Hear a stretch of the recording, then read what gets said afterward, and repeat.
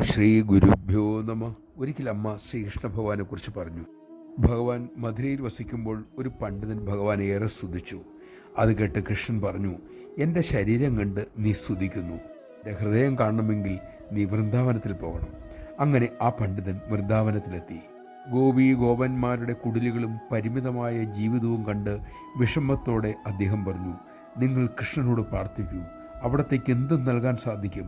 മധുര സമ്പൽ സമൃദ്ധമാണ്, അവിടുന്ന് ഈശ്വരനാണ്. അത് കേട്ട് ഗോപസ്ത്രീകൾ പറഞ്ഞു, നിങ്ങൾക്ക് ഈ കുടിലുകൾ കൊട്ടാരത്തെക്കാൾ വലുതാണ്.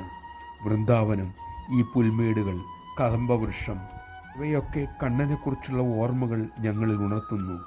നശിക്കാത്തത്, നിത്യമായത് കൃഷ്ണനെക്കുറിച്ചുള്ള ഓർമ്മകളാണെന്ന് അങ്ങേക്കറിയില്ലേ? ഞങ്ങൾക്കത് മാത്രം മതി. അതിലുപരിയായി ഞങ്ങൾക്ക് യാതൊന്നും വേണ്ട. ഞങ്ങൾ അതിലും വലുതായി യാതൊന്നും കാണുന്നുമില്ല. നമഃശിവായ.